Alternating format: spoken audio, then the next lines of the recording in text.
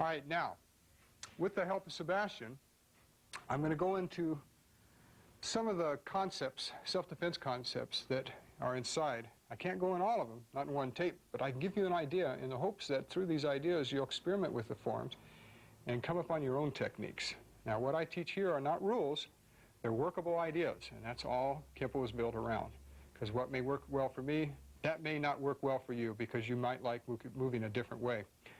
All right, now, one of the concepts in here that we learned previously in short form 1 was the double factor. Now I want to show you where this exists in short form 2 as well. Now remember that we step in, inward block, hand sword, inward block, hand sword, right? And we block and punch. You'll find something out about this particular kata is that I'm going to start it from this angle. And you were 12 o'clock, but now I'm going to use this angle as 12 o'clock. Put your right leg back, Sebastian. If I step in and he does a right punch, you notice I'm on the inside of Sebastian's arm. I have a check and a block simultaneously. Bam! Here's my hand sword, right? Now you notice that I'm working again on the inside.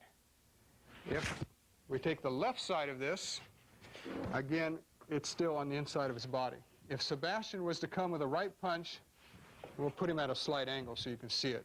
In actuality, it'd be on that move. But after the hand sword, the second hand sword, and I go to here, go ahead, I would still be once again on the inside. All right, and then I'd go to the left side.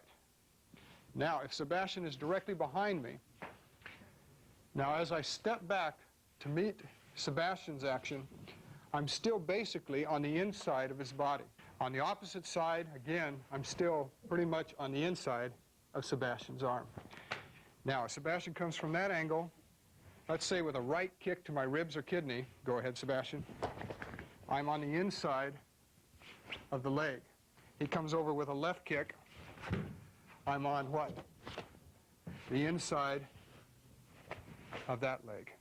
Now, with Sebastian to my back, the next move is a left inward block and a cat stance. Now, from this point, if Sebastian came in, I would do an inward and then an outward. But you see the double factor exists here as it does in all the katas, that the inward can, in essence, be the fulcrum for this point here, so that we snap the elbow as we shoot to his throat with the half fist. Now, the next move is to another, possibly, opponent over here.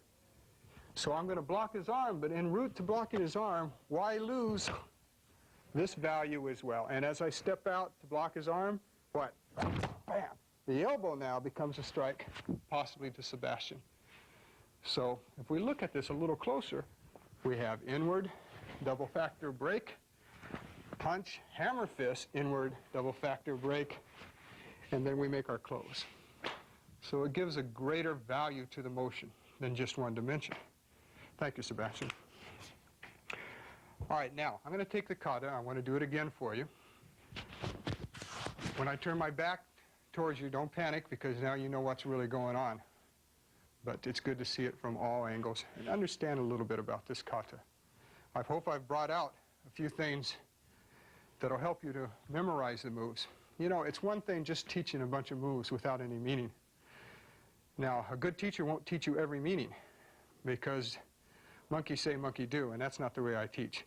A good teacher will give you enough key movements to help you devise your own techniques and help you to search and look for the moves yourself.